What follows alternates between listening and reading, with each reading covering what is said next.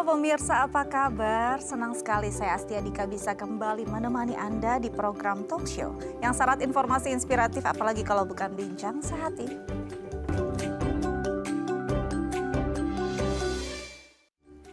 Pemirsa, bincang sehati hari ini kita memperingati Hari AIDS sedunia. AIDS sendiri adalah sebuah kondisi tahap akhir dari terinfeksinya virus HIV. Dan ini adalah kondisi di mana rentan sekali seorang manusia atau seorang pasien terkena virus ataupun infeksi dari bakteri begitu ya. Dan penting sekali untuk menjaga kualitas hidupnya, kesehatannya agar tetap baik.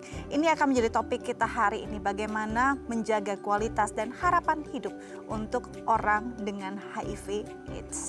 Namun sebelum itu kita akan bahas dulu nih mitos atau fakta seputar kesehatan tubuh. Yang pertama adalah jahe bagus untuk kesehatan tubuh. Jahe sendiri dipercaya punya khasiat yang begitu banyak. Kalau dari sensasi yang dirasakan ketika kita mengonsumsi jahe, yaitu adalah rasa hangat di badan gitu ya. Kayaknya tenggorokan juga jadi lebih merasa segar, merasa lega gitu kalau kita habis minum jahe hangat. Apalagi kalau mungkin sedang radang, sedang flu begitu ya. Jahe hangat itu rasanya menyegarkan sekali. Tapi apakah kandungan di dalam jahe benar-benar punya dampak yang positif untuk kesehatan tubuh? Apa sih fungsinya untuk kondisi tubuh kita? Nanti kita akan tanyakan nih bersama dokter kita. Apakah jahe hanya memberikan sensasi belaka atau memang ada manfaat yang benar-benar krusial untuk tubuh dan kesehatannya? Oke, selanjutnya adalah makan gorengan menyebabkan kolesterol. Siapa sih yang gak suka gorengan? Enak ya gorengan itu ya. Gorengan tuh kayaknya selalu cocok di segala suasana. Benar-benar membuat kita tuh merasa ini nih cemilan yang paling menyenangkan gitu. Enak, praktis, terus mudah didapat, terus dicemilinnya gampang gitu ya. Nggak sadar kita tiba-tiba udah menghabiskan sepiring gorengan. Nah, masalahnya setelah habis makan gorengan yang banyak itu efeknya tuh biasanya banyak banget nih. Mulai dari radang, terus kok kayaknya badan jadi nggak enak, greges-greges, terus berat katanya ya. Nah, selain itu katanya si gorengan ini bisa memberikan dampak yang serem juga, yaitu menjadikan adanya plak pada darah. Benar nggak sih? Ini mitos atau fakta? Nanti kita akan tanyakan nih bersama dokter kita hari ini. Oke, selanjutnya adalah orang gemuk lebih mudah merasa lapar. Jadi ada yang bilang bahwa postur tubuh itu menggambarkan besar lambungnya. Bener nggak sih? Jadi katanya kalau orang yang gemuk ya lambungnya akan lebih besar, otomatis akan lebih sering punya alarm untuk makan gitu. Jadi otomatis akan sering lapar. Ini mitos apa enggak sih? Apakah ini adalah hanya wacana atau mungkin anggapan orang aja, atau sebenarnya ini fakta? Karena orang yang gemuk otomatis punya pola makan lebih sering dan juga punya selera makan lebih banyak. Nanti kita akan tanyakan dan konfirmasi bersama dokter kita. Oke, selanjutnya adalah sering sariawan tanda kurang vitamin C. Nah, kalau kita bicara tentang sariawan sendiri, yang paling sering kita pikirkan kalau misalnya sariawan datang, aduh saya kurang vitamin C nih gitu. Dan ini juga sering di branding ya oleh beberapa produsen obat ataupun vitamin bahwa sariawan itu memang kurang vitamin C. Tapi apakah sariawan itu benar-benar cuma disebabkan karena kekurangan atau defisiensi vitamin C atau sebenarnya ada masalah lain? Misalkan karena kurang bersih, kurang menjaga juga sterilisasinya dari rongga mulut kita gitu ya. Apakah dengan mengonsumsi vitamin C bisa menyembuhkan si sariawan tadi? Nanti kita akan tanyakan bersama dokter kita. Oke, selanjutnya adalah keramas dapat memicu sakit kepala. Nah, ini suka bingung nih. Ada yang bilang jangan keramas, apalagi kalau di malam hari nanti sakit kepala di esok paginya gitu. Tapi ada yang bilang kalau lagi sakit kepala baiknya tuh keramas, nanti lebih reda, lebih nyaman dan sakit kepalanya jadi hilang gitu. Yang benar tuh yang mana sih sebenarnya? Apa dua-duanya sebenarnya nggak ada korelasinya, karena sakit kepalanya sendiri ini disebabkan oleh masalah yang lain. Nanti kita akan tanyakan juga bersama dokter kita hari ini. Oke pemirsa, jangan kemana-mana kalau mau tahu jawaban dan konfirmasinya apakah tadi semua mitos atau fakta, tetap di depan layar TV Anda karena saya akan kembali usai jeda. Tetap bersama kami di Bincang Sehati.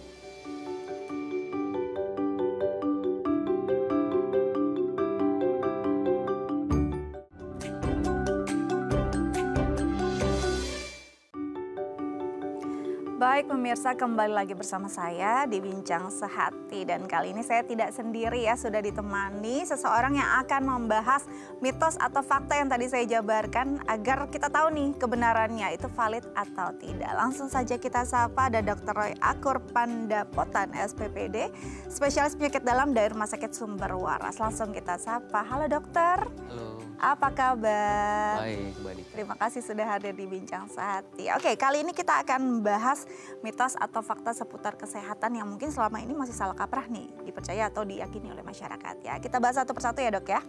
Yang pertama adalah mitos atau fakta dok, kalau jahe itu bagus untuk kesehatan. Biasanya kalau minum jahe gitu ya, terutama jahe yang hangat, itu tuh rasanya kan menyegarkan, hangat juga di badan. Itu sensasi aja atau memang ada kandungan tertentu yang membuat efek yang baik juga nih untuk kesehatan tubuh? Baik, kalau jahe memang fakta itu memiliki banyak kandungan yang berdampak positif bagi tubuh. Oke. Di antaranya dia mengandung banyak antioksidan, di mana antioksidan itu akan melawan radikal bebas dalam tubuh, istilahnya zat-zat sampah dalam tubuh dinetralkan oleh antioksidan. Kemudian jahe juga bisa berdampak anti nyeri karena jahe memiliki zat yang bisa menekan produksi prostaglandin, salah satu zat yang muncul pada saat tubuh mengalami reaksi radang seperti itu. Kemudian juga diketahui juga ada sedikit efek anti kanker dan beberapa efek lain yang merupakan kandungan dari jahe, karena jahe ini pada dasarnya dia mengandung banyak mineral, mengandung banyak vitamin yang berguna untuk daya tahan tubuh dan menjaga kesehatan tubuh. Selain dia ada kandungan protein, karbohidrat, dan lemak dalam jumlah yang kecil. Oke, jadi sebenarnya memang jahe bukan hanya sensasinya saja ya yang membuat rasa nyaman gitu pada seseorang, tapi memang ada fungsinya nih. Tapi apakah semua orang tuh akan toleran dengan jahe gitu? Atau mungkin ada beberapa orang nih rada sensitif, misalnya di area perutnya gitu, kayaknya ada yang nggak kuat nih dengan jahe, atau mungkin bisa menimbulkan alergi tertentu nggak sih si jahe ini? Baik, kalau untuk dari segi lambung justru penelitian-penelitian yang ada mendukung bahwa jahe memiliki efek anti mual juga, memiliki efek anti mual. Terkait yang terakhir, terkait dengan alergi, nah itu sangat-sangat personal. Jadi setiap orang bisa berbeda-beda dengan semua zat termasuk obat, makanan seperti itu. Jadi kalau tidak ada reaksi alergi, jahe dipercaya bermanfaat positif bagi setiap orang. Baik, jadi mayoritas sih aman selama ini ya dok ya. Bahkan untuk lambung sendiri kan ada yang percaya kalau hangat tuh biasanya, aduh ntar di lambung aman gak sih? Malah justru itu bisa membuat meredakan mual gitu ya. Dan untuk masalah alergi sangat personal. Selama ini sih kayaknya jarang ya timbul alergi karena jahe. Jadi ini boleh dikonsumsi harian dan bisa berguna juga untuk anti kanker, inflamasi dan segala macam ya. Oke, selanjutnya adalah mitos atau fakta kalau makan gorengan menyebabkan kolesterol. Gorengan tuh sahabat siapa aja sebenarnya ya, tapi bisa jadi musuh dalam selimut gitu ya dok ya.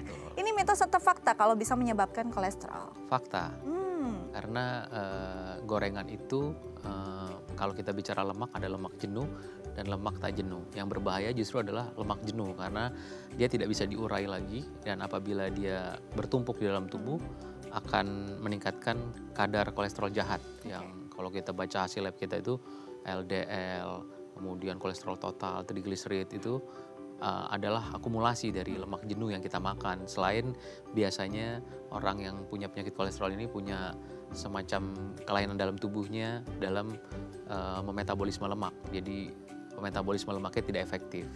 Seperti itu. Jadi memang sebisa mungkin kita membatasi makanan yang mengandung gorengan agar tidak berlebihan. Baik, jadi boleh ya, tapi ada kadarnya lah ya. Jangan sampai satu piring gorengan dihabisin semua ya. Buat bagi-bagi lah sama keluarga atau teman ya. Oke, selanjutnya nih dok. Mitos atau fakta kalau orang gemuk lebih mudah merasa lapar. Ada yang bilang kan kalau gemuk pasti lambungnya lebih besar nih dari saya. Bener nggak sih? Jadi laparan terus gitu. Ini benar atau nggak? Mitos atau fakta? Fakta, tapi hubungan antara seseorang gemuk dengan ukuran lambung nggak langsung berbanding lurus. Walaupun biasanya karena seorang yang berat badannya berlebih itu makannya banyak, sehingga secara logika kapasitas lambungnya akan sedikit lebih naik. Namun yang berhubungan dengan rasa lapar adalah hormon leptin. Di mana pada orang gemuk ini hormon leptin itu ada di dalam jaringan adiposa atau jaringan lemak. Nah, orang gemuk ini kan kandungan lemaknya tinggi itu dalam tubuhnya, komposisi lemak tubuhnya tinggi, sehingga leptinnya juga akan lebih banyak daripada orang yang tidak gemuk. Nah, leptin yang banyak ini dipercaya suatu saat akan kebal, di mana fungsi leptin itu mengatur kapan kita lapar, kapan makanan ternyata cukup, kita berhenti, kapan ternyata kita habis olahraga berat kok jadi lapar, butuh energi, dia kasih sinyal, makan lagi, masih kurang nih makannya karena energi yang kebuang banyak. Nah, ketika hormon itu berlebihan dalam tubuh karena jaringan adiposa yang banyak, hormon leptinnya banyak, dia akan jadi kebal, jadi tidak normal regulasinya. Jadi alarm laparnya nggak benar, kemudian alarm dia menangkap kecukupan energi dalam tubuhnya juga tidak benar. Akhirnya jadi bawaannya lapar terus, kurang lebih gitu. Oke, jadi ingat ya, ini fakta, tapi bukan karena lambungnya jadi otomatis lebih besar, lalu perlu diisi, bukan. Karena si hormon leptin yang seharusnya fungsinya itu untuk mengatur ya alarmnya gitu istilahnya. Ini jadi koslet istilahnya, karena penumpukan lemak tadi membuat leptin tidak bekerja dengan baik. Jadi nggak tahu nih kapan sih dia cukup makan, kapan dia perlu makan. Jadi terus memanggil ya kayaknya, kamu butuh makan, padahal enggak gitu ya dok ya. Oke, selanjutnya adalah mitos atau fakta. Ini sering juga nih, sariawan itu pasti disebabkan karena kurang vitamin C. Benar nggak sih dok? Nah ini kalau bisa saya sebutkan, bisa mitos, bisa fakta, tergantung kita mau lihat sariawannya seperti apa. Tapi kalau kekurangan vitamin sendiri tidak murni hanya vitamin C yang bisa menyebabkan seseorang itu rentan terkena sariawan ya. Tapi bisa kekurangan vitamin B1, B2, B6, dan mineral lain. Namun kita juga mesti ingat, sariawan itu lokasinya ada di mulut. Jadi berhubungan dengan kebersihan gigi kita, berhubungan dengan bentuk atau anatomi dari gigi kita, dalam artian ada yang tidak rata, ada yang bolong, itu akan bergesekan dengan bibir atau bagian dalam dari rongga mulut sehingga menimbulkan sariawan. Selain itu ada beberapa penyakit-penyakit sistemik, penyakit-penyakit yang sebenarnya menyerang seluruh tubuh, tapi salah satu manifestasinya di bibir menimbulkan sariawan. Seperti misalnya orang lupus itu sering muncul sariawan berulang, bahkan sering sariawan itu nggak nyeri, jadi pada waktu dia berkaca baru lihat, kok ini ada sariawan, seperti itu. Jadi bisa mitos, bisa fakta, vitamin C yang cukup akan mengurangi resiko sariawan, tapi tidak semata-mata orang yang sering sariawan itu hanya karena kekurangan vitamin C. Kira-kira begitu. Jadi bukan semata-mata karena kekurangan vitamin C. Betul, salah satu penyebabnya itu ya. Jadi tidak benar juga kalau misalnya kita sariawan udah minum vitamin C aja terus-terusan gitu ya. Nggak berpengaruh besar sebenarnya. Sebenarnya nggak terlalu banyak pengaruh. Perlu ada obat lain gitu ya. Oke, selanjutnya mitos atau fakta. Kalau keramas itu dapat memicu sakit kepala. Ini nih ada hubungannya nggak sih dok, mitos atau fakta? Kalau ini sepertinya mitos, namun mungkin ada pengalaman beberapa orang yang mungkin menggunakan sampo atau semacam kondisioner kah yang aromanya itu membuat dia menyengat ya. Kita tahu kan apa gejala pusing penyebabnya bisa banyak, penyakit di belakang bisa banyak, bisa juga karena penciuman dia yang terlalu tajam atau sensitif sehingga dia merasa nggak nyaman. Jadi respon dari sel otaknya itu memberitahu ada sesuatu yang nggak nyaman nih. Jadi kalau memang karena aromanya berarti harus ganti dengan sampo yang mungkin aromanya lebih netral, sehingga kalaupun setiap hari berkeramas sebenarnya bagus-bagus aja untuk kebersihan gitu, asal tidak berlebihan. Untuk 1 kali sehari masih oke, karena kan aktivitas di luar apalagi yang outdoor karena sinar matahari itu penting banget menjaga kebersihannya. Tapi kalau memang itu jadi malah memicu pusing, salah satunya perlu diganti penggunaan sampo ataupun sesuatu yang berbau menyengat seperti itu. Baik, jadi ini sebenarnya mitos ya, nggak ada hubungannya. Bisa jadi menyebabkan sakit kepala kalau menggunakan produk-produk yang mungkin baunya menyengat.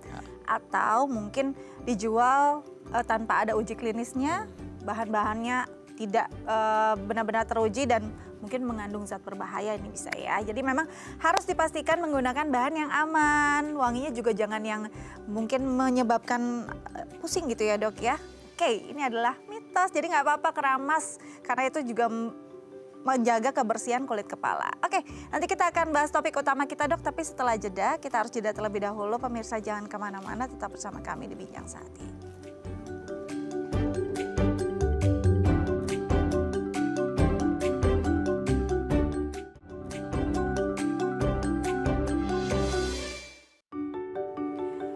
Baik pemirsa, kembali lagi bersama kami di Bincang Sehati. Di segmen kali ini kita akan bahas topik utama kita tentang bagaimana meningkatkan harapan hidup dan juga kualitas hidup ODA atau orang dengan HIV AIDS. Karena ini kan juga kita memperingati Hari AIDS sedunia ya. Dan bagi pemirsa di rumah yang mungkin punya pertanyaan terkait tema kita hari ini bisa menelpon kami di 0212903244 atau DM ke Instagram kami di @daifamily. Kita lanjut lagi bersama dengan Dr. Roy Akur Pandapotan SPPD, spesialis penyakit dalam dari Rumah Sakit Sumber Waras. Baik dok, kita bicara tentang AIDS. Kalau kita bicara tentang AIDS, mungkin orang sudah berpikir ini adalah akhir dari hidup gitu ya. Padahal sebenarnya harapan hidup penderita AIDS sekarang juga sudah makin meningkat karena banyak hal yang ya sudah perkembangan zaman yang mungkin banyak hal yang bisa dilakukan gitu. Tapi sebelum itu kita mau tanya dulu, sebenarnya mungkin masih menjadi pertanyaan besar. Apa sih sebenarnya yang menyebabkan seseorang bisa menderita AIDS? Apakah hanya karena ya tadi orang taunya ya udah pergaulan bebas gitu kan? Boleh dijelaskan virusnya itu dari mana dan bisa ada masuk ke dalam tubuh manusia, proses seperti apa? Baik, kalau kita bicara tentang AIDS karena kita lagi memperingati Hari AIDS sedunia. AIDS itu singkatan dari Acquired Immunodeficiency Syndrome. Kalau kita terjemahin secara bebas ke bahasa Indonesia berarti sindrom penurunan kekebalan tubuh yang didapat. Jadi bisa juga kekebalan tubuh itu lemah sejak bawaan lahir, namun bisa juga karena satu penyakit yang menyebabkan kekebalan tubuhnya jadi turun. Kenapa kekebalan tubuh itu penting?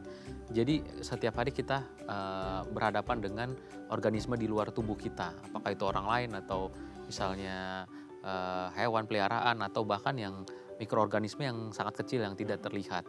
Nah, sistem kekebalan tubuh itu sendiri kita bisa bagi menjadi sistem kekebalan tubuh yang bawaan atau yang asli yang tidak perlu membutuhkan waktu untuk berproses, dan sistem imun tubuh yang adaptif atau yang spesifik. Yang satu general atau umum, yang satu khusus atau spesifik. Nah yang umum tuh sebenarnya udah mulai dari kulit kita nih punya sistem imun, jadi melindungi, kemudian juga seperti kayak hidung sama tenggorokan kita tuh ada selaput-selaput lendir, jadi untuk mencegah bakteri ataupun virus bisa masuk. Itu contoh yang bawaan, termasuk sel-sel darah putih yang udah bersiap nih untuk begitu ada virus masuk menyerang. Nah, ketika ada virus atau bakteri masuk atau mikroorganisme masuk, partikel kecil, suatu ketika akan dibentuk sel memori atau pengingat. Jadi kayak kita misalnya kalau saya umpamakan kayak kita misalnya di rumah atau di kompleks perumahan itu ada security-nya.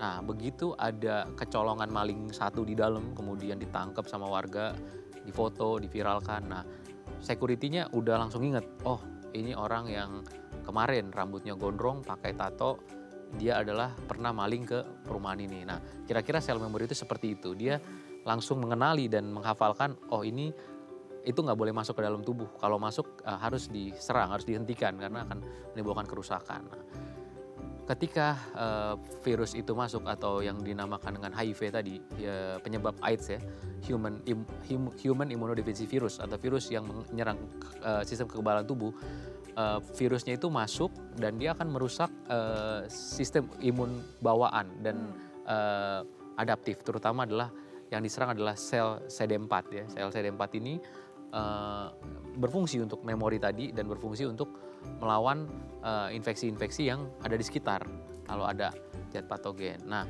kalau memang dia akan bertahan terus, makin banyak dalam tubuh, kondisi tubuh juga makin drop karena sistem imunnya CD4-nya makin turun, akan terjadi yang namanya AIDS tadi.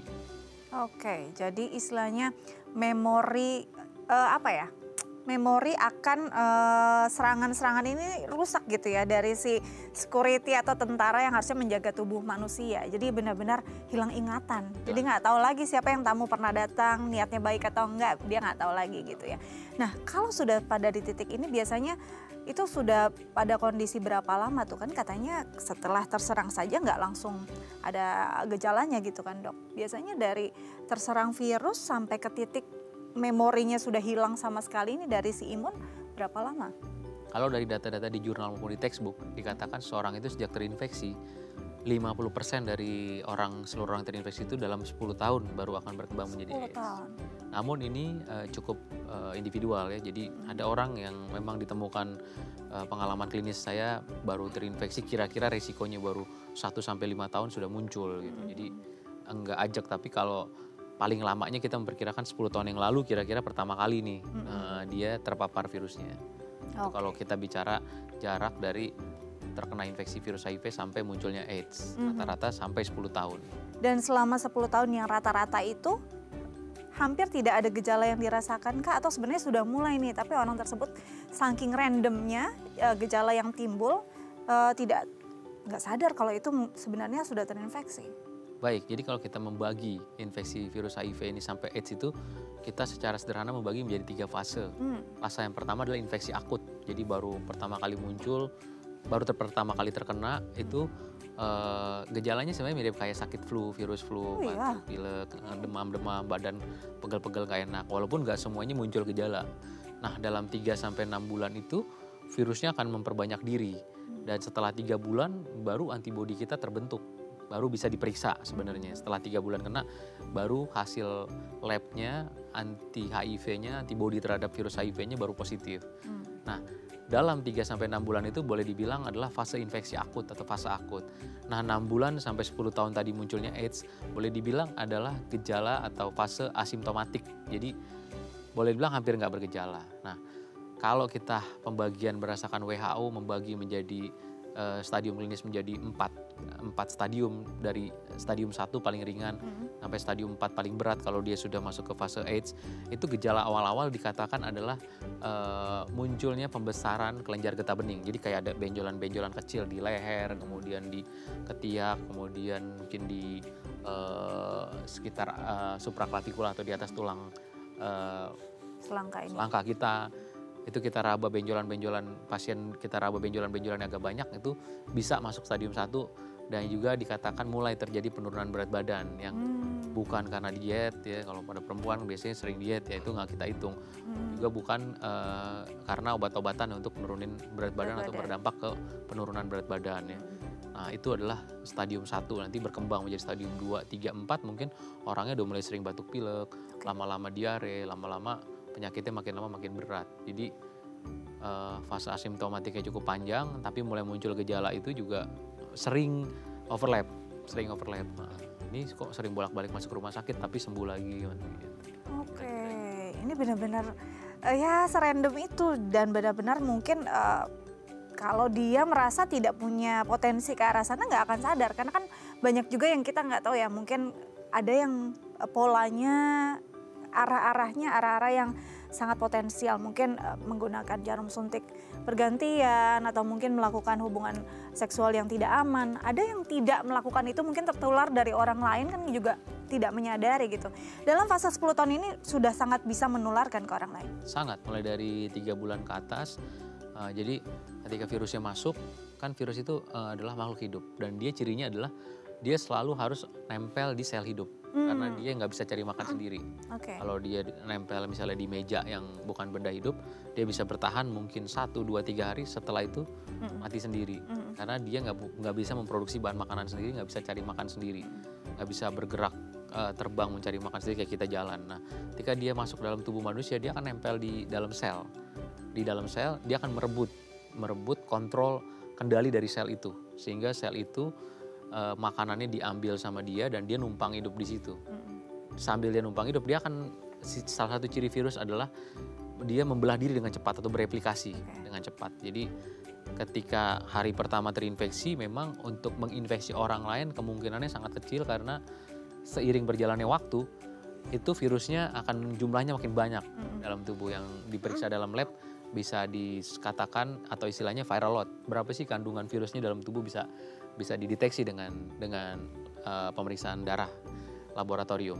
Nah, ketika jumlah virusnya masih sangat minimal atau sangat bahkan tidak terdeteksi, itu peluang menularkannya sangat kecil. Tapi sejak 3 bulan itu sudah cukup tinggi angkanya, ditambah dengan pasiennya itu yang penderitanya itu sudah mulai memproduksi antibodi.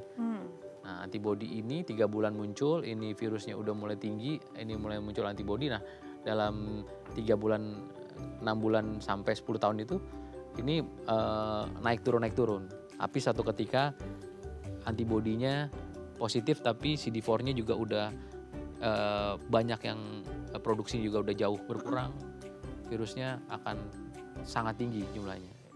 Dan ini menyebabkan kondisi AIDS. Nah, sejak virus itu dalam jumlah tertentu dia sudah mulai bisa menularkan. Oke.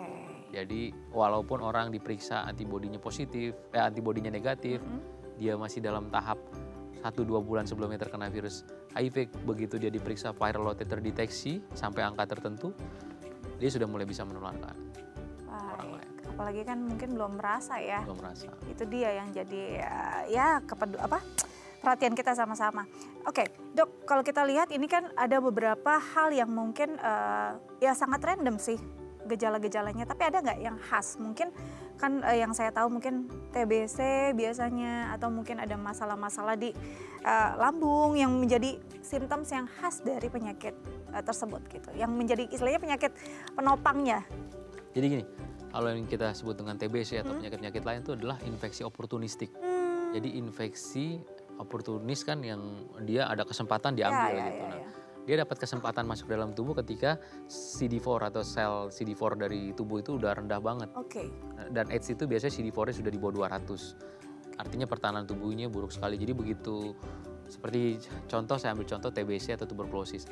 Kita itu masih nomor 3, nomor 4 di dunia sebagai jumlah penderita TBC di dunia. Sehingga sebenarnya banyak sekali yang terinfeksi, dan mungkin kok kan kuman TBC itu adalah airborne, dia bisa kita batuk, dia terbang di seluruh mana-mana ya. Mana-mana. Nah, jadi yang kalau teman kantor kita yang jaraknya 10 meter di depan itu batuk, dia bisa terbang tuh TBC-nya. Makanya TBC itu kan harus ruangannya terbuka, tekanan negatif. Nah, ketika itu muncul, itu juga salah satu ciri daya tahan tubuh rendah.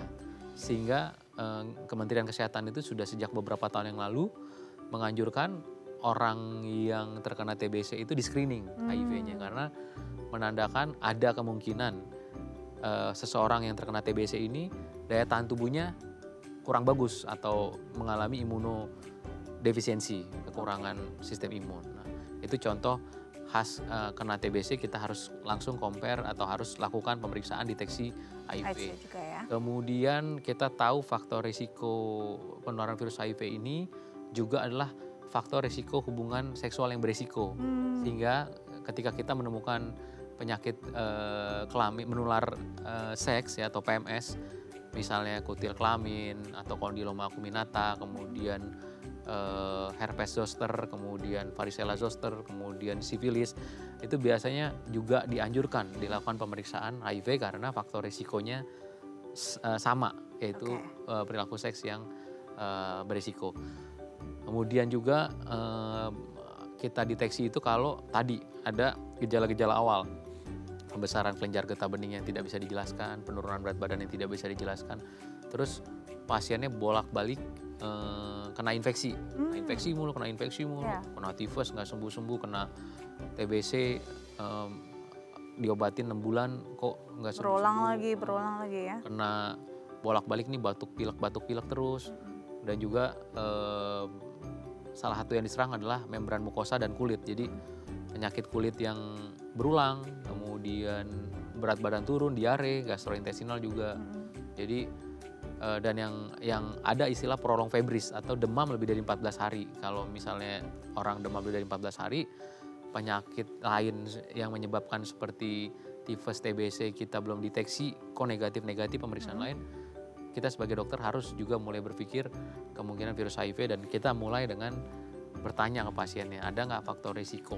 Ya tentu kita harapkan pasiennya jujur, ada nggak faktor risiko penularan HIV yang dia sadari maupun yang kemungkinan tidak dia sadari. Oke, jadi memang harus sedetail itu juga ya, dan pasien juga harus ingat ya, harus ingat apa saja perjalanan hidup yang pernah dia lewati. Ini untuk screening awal, karena memang screening awal menentukan juga nanti harapan dan kualitas hidup ke depannya. Oke, nanti kita lanjut lagi ya Dok ya, tapi kita harus jeda terlebih dahulu. Pemirsa, nanti kita akan kembali usai jeda, karena itu jangan kemana-mana, tetap bersama kami di Bincang Sehati.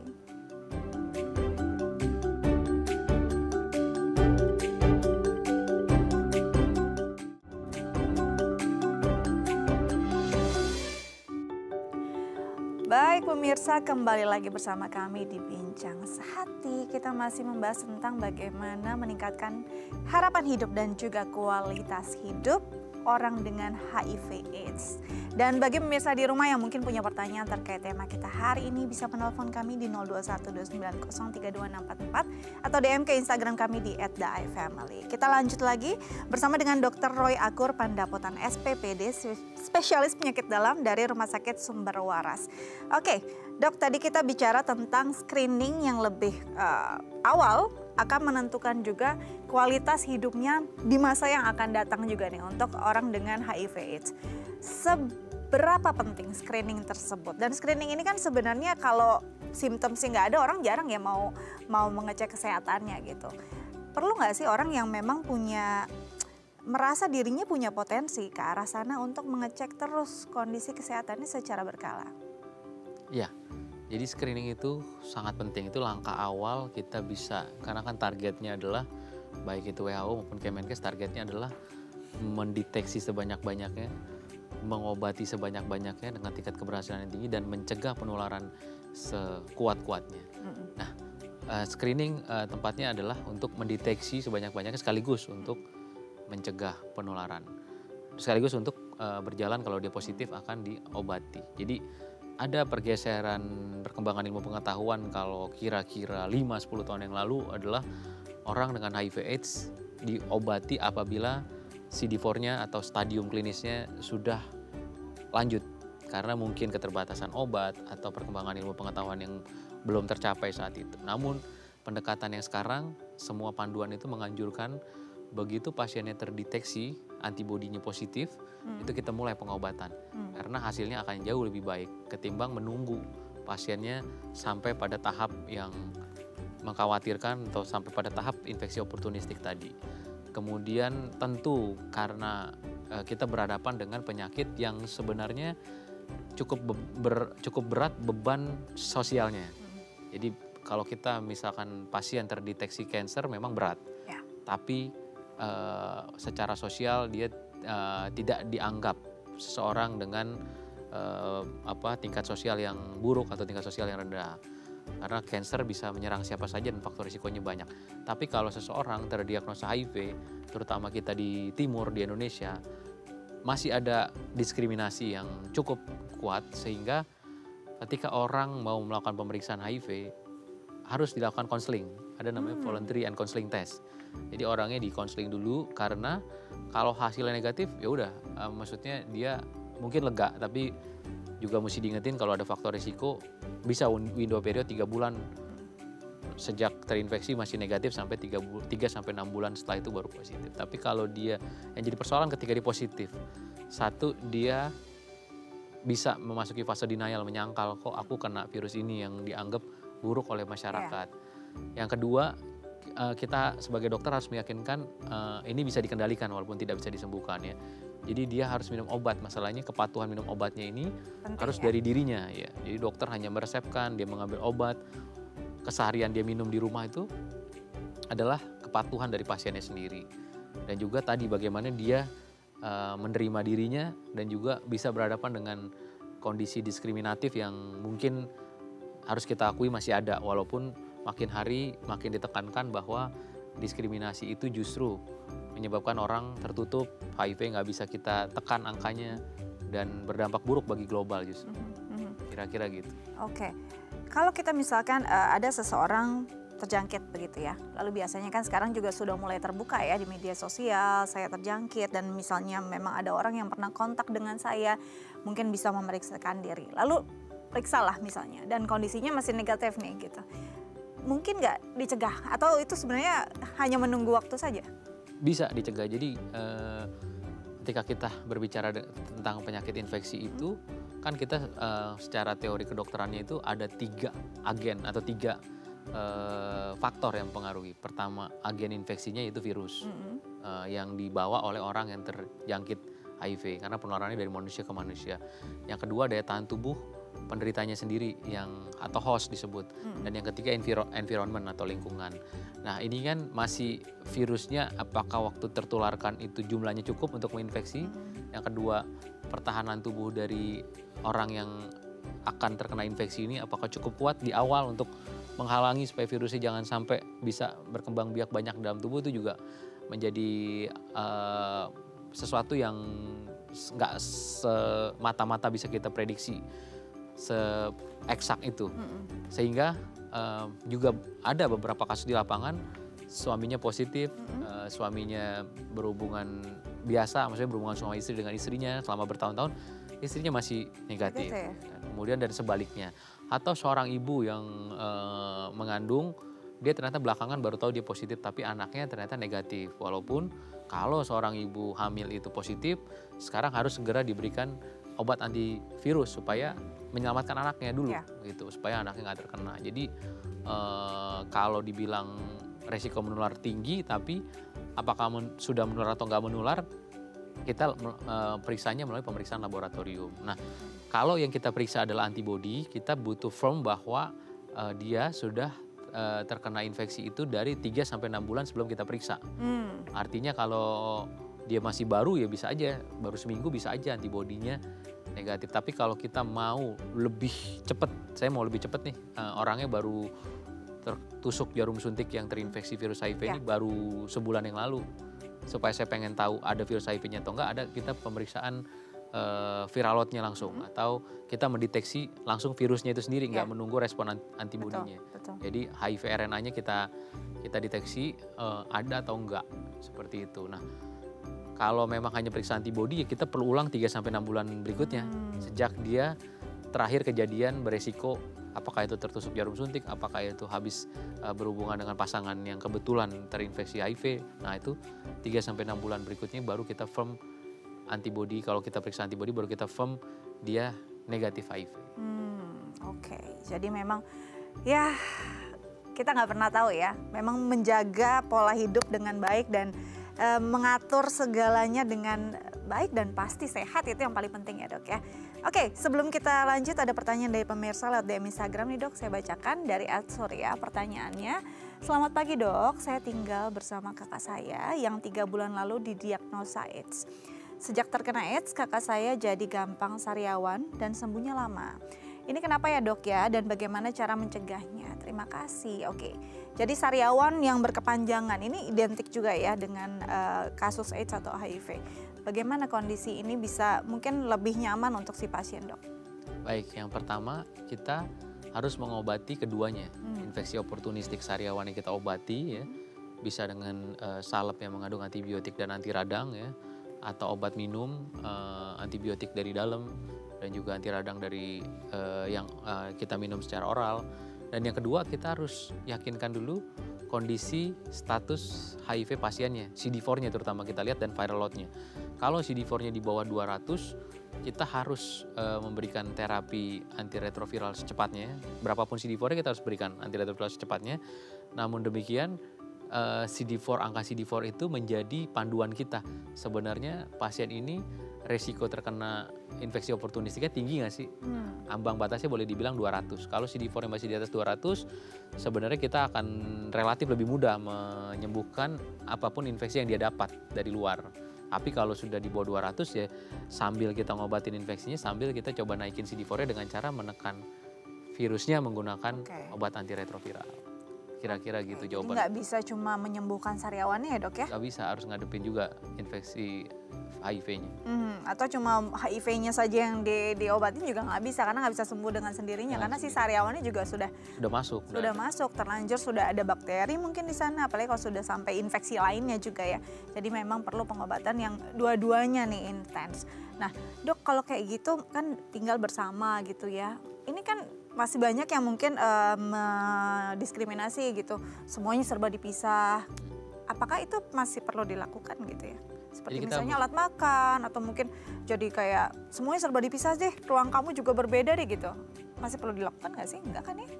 Sebenarnya kalau dari perkembangan ilmu pengetahuan yang terbaru kan, dia hanya menularkan lewat, utamanya adalah cairan tubuh ya. Cairan tubuh ini berarti darah, kontak dengan darah terutama ya.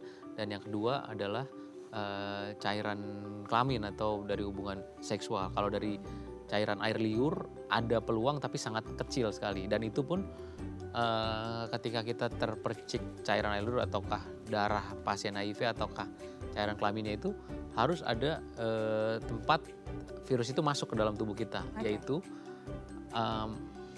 kulit atau membran mukosa misalnya bibir atau hidung atau alat kelamin yang tidak intak, artinya ada luka. Jadi ada ruang terbuka, dia bisa masuk ke aliran darah kita.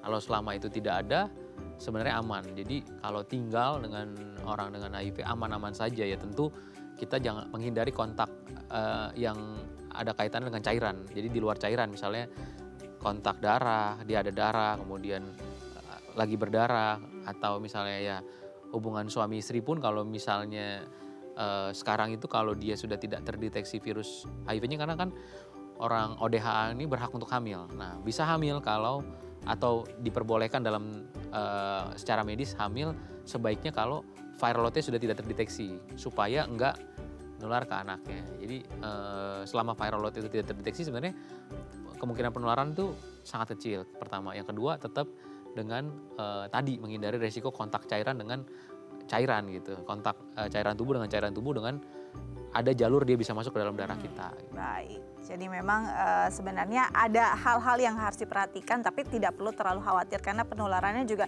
tidak semudah itu ya. Baik pemirsa, nanti kita lanjut lagi ya Dok ya. Setelah jeda jangan kemana-mana, tetap bersama kami di Bincang Sehati.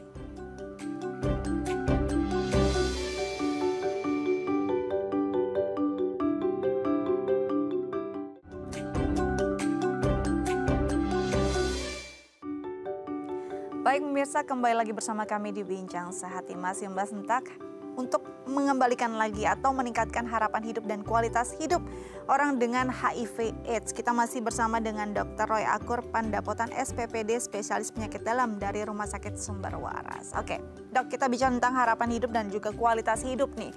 Karena kan kita nggak mungkin stuck pada kondisi tersebut. Hidup harus berjalan. Nah, apa saja yang bisa dilakukan untuk bisa hidup kembali pada masyarakat secara normal, bekerja, sekolah, atau mungkin ya tetap berkarya? Baik, kalau kita bicara harapan hidup dan kualitas hidup, maka kita perlu untuk orang HIV AIDS, maka kita perlu tadi pengobatan yang kontinu dengan target yang terukur. Target terukur tadi adalah bagaimana viral load-nya bisa tidak terdeteksi, bagaimana CD4-nya paling tidak di atas 200, lebih tinggi lagi lebih bagus. Nah, ini bisa dicapai ketika pasiennya patuh minum obat, kemudian berobat secara teratur, mengontrol kontrol ke dokternya juga teratur, diperiksakan, dan juga kita jangan lupa ketika seorang terkena HIV itu dia viral loadnya tidak terdeteksi dan CD4-nya bagus, dia sama seperti orang normal kebanyakan.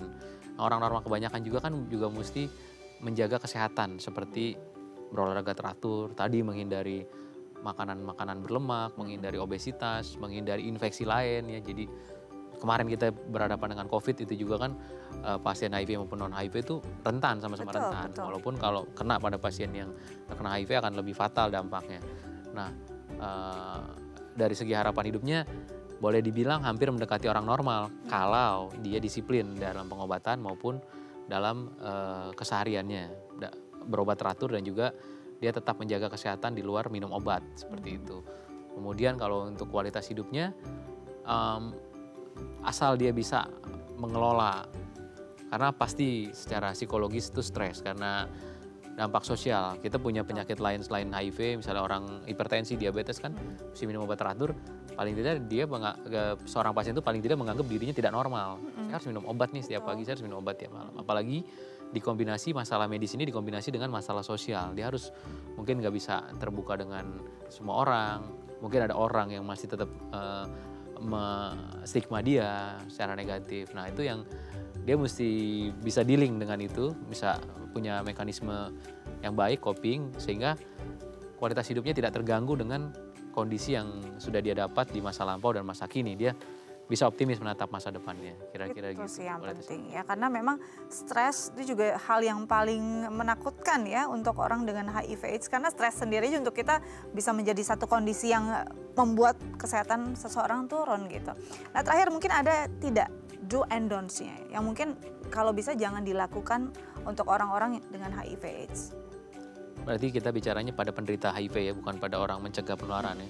Kalau pada orang HIV, do adalah ya tadi berobat teratur, kontrol teratur, Kemudian sisanya adalah sama seperti yang lain, menjaga kesehatan. Dan karena kita orang dengan penderita HIV ini harus menganggap dirinya itu cukup rentan, sehingga dia harus lebih hati cuci tangannya lebih sering, pakai maskernya, pandemi atau tidak pandemi tetap disiplin gitu ya, karena akan ke rumah sakit, misalnya dia berkunjung ke rumah sakit yang which is itu lebih banyak pasti bakterinya. Kemudian itu yang dia harus lakukan setiap hari, setiap saat.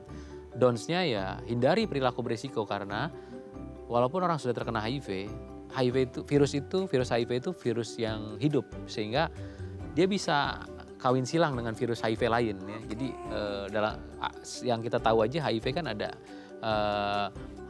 yang tipe 1 ada yang tipe 2 ya. Jadi mungkin bisa bermunculan tipe-tipe lainnya, karena sebagai makhluk hidup dia bisa bermutasi sama kayak virus COVID kemarin bisa bermutasi, dan juga ini akan lebih susah diobatin nanti. Yang kedua tentu dia punya tanggung jawab sosial, bagaimana mencegah penularan, sehingga seorang ibu hamil dengan HIV harus mencegah anaknya terkena HIV, seorang suami atau istri yang terkena HIV dia harus melindungi pasangannya supaya tidak terkena HIV. Demikian juga orang-orang yang kalau transfusi darah kan pasti ada screeningnya, jadi aman ya. PMI kita sudah ada screeningnya. Ya itu dari segi penularan itu harus Downs, kita harus sebagai ODHA dia harus bisa melindungi sesamanya. Melindungi sesama yang ada di sekelilingnya dan orang-orang yang dia sayang ya. Istilahnya kalau saya bilang menjadi brother keeper, penjaga. Nah itu dia. Oke, Dokter terima kasih banyak sudah berbagi bersama kami di Bincang Sehati. Semoga ini bisa menjadi penyemangat juga ya untuk teman-teman kita di rumah. Oke, pemirsa sekian Bincang Sehati hari ini. Saya Astia Dika pamit undur diri. Sampai jumpa.